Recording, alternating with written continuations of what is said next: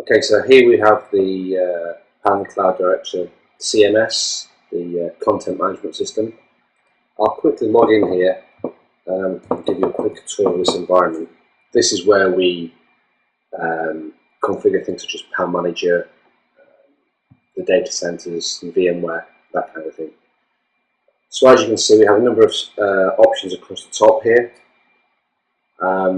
And down on the left hand side here we have various settings: people and places, virtual stock, physical assets, eGenera PAN Manager settings, templates, reports, and settings. So let's start with the eGenera settings first. And in here what we can do is we can define the PAN managers that Cloud Director can manage. So as you can see, we've got a system here called Huey. To add a new PAN environment, it's very simple. You simply click New. You give the environment a name, a description. If this is the default PAN Manager environment, the hyperlink to the PAN Manager web interface, a username and password, and you mark it as active or not. Then once you've loaded the environment, you can define the default SAN switches to use to get out to your SAN infrastructure. If I, for example, click on Huey, we can see we've defined 2 fiber channel switches, and this is just a drop-down menu. So it looks at the inventory of what's configured within PAN Manager.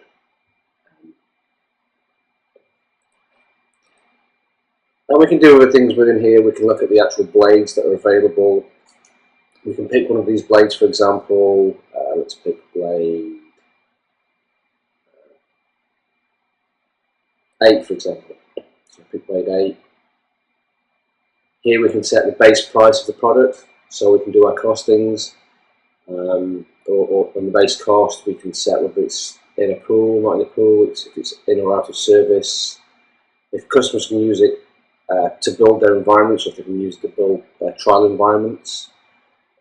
So there's other things we can do there. And of course we can define other things within this environment, such as the worldwide names that we can boot from on the SAN. These are the worldwide names that are available within PAN Manager.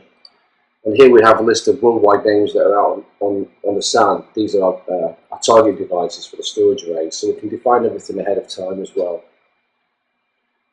So lots of flexibility there and things to configure.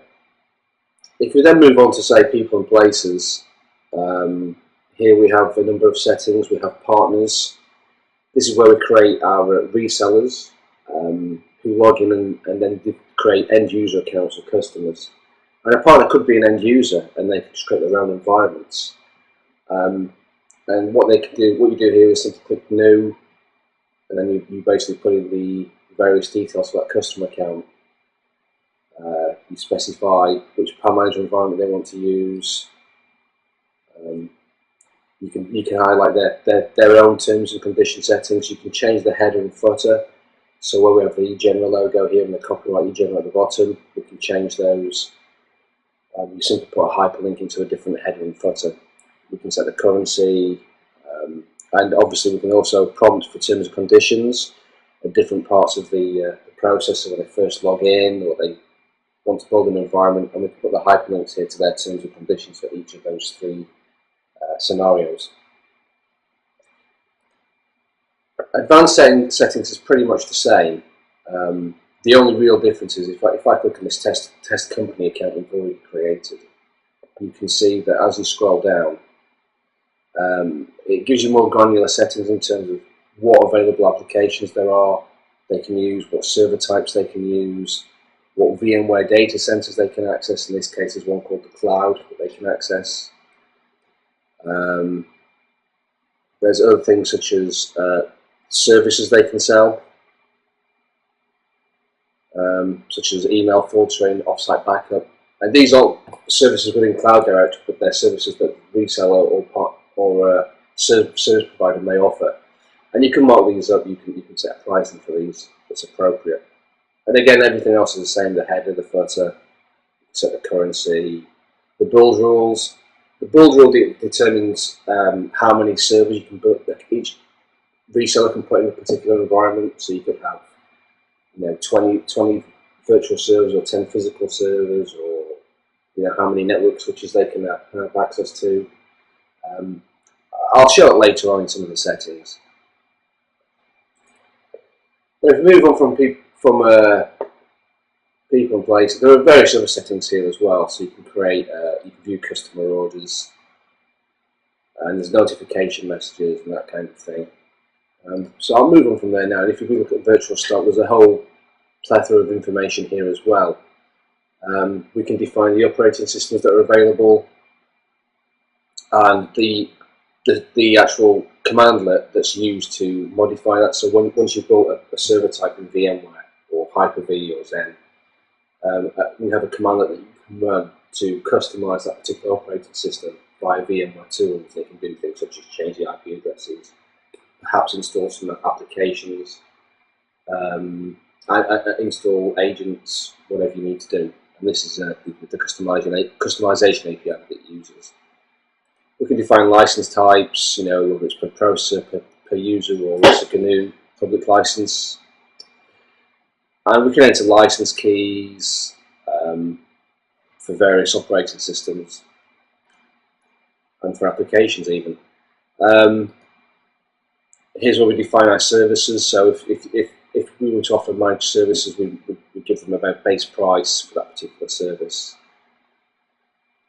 And there are other things here, such as if I look at servers, for example, these are the server profiles or templates that I've predefined. Predefined within Cloud Director, and I've actually only configured 3 of these. So, for example, the Red Hat Linux environment here, and here you can upload a specific logo, you can give it a name, what data center it's on, the type of server it is, and the location of where that template image, that server profile is within Cloud Director, or which VMware environment it's on, or what have you. And then you can also specify the memory type, the amount of disk space, and a number of other things. We can just define things like switches, and here's the rules. We can assign various rules for different partners.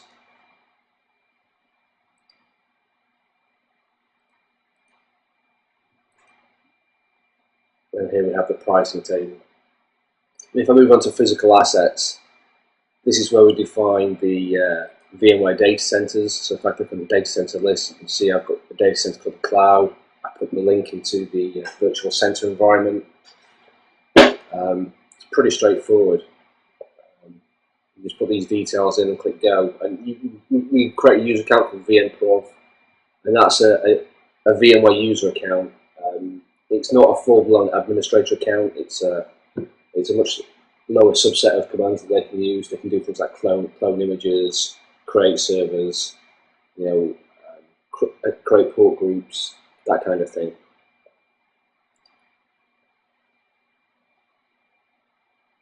And if I want to, I can import various hosts from here. So if we had VMware hosts that we want to import a configuration, or Hyper-V hosts, I can click import here, and I can pull that configuration into Cloud Director.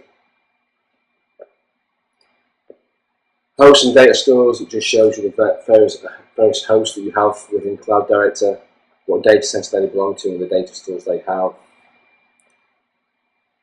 And again, you can check the configurations. Oh, okay, I can click the test settings and it'll check that the connectivity is good. So here you can see that it's all connected to the two data stores, and everything's working as expected.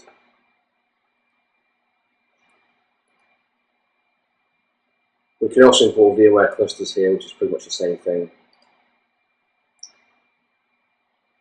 We can define resource pools, switch types. Here we define the IP ranges, so when we create a switch, we can assign a specific VLAN and an IP range on that switch, and we can define the DNS servers, the default gateway, that kind of thing. So Cloud Director, takes care of everything.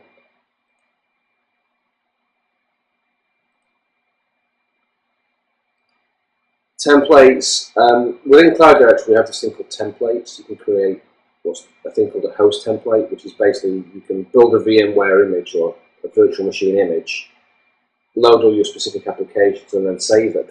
The customer end user can save that image, and then the Cloud Directory administrators could take that template and push it back into the service catalog, so it could resell it to other partners or end users could use that template image.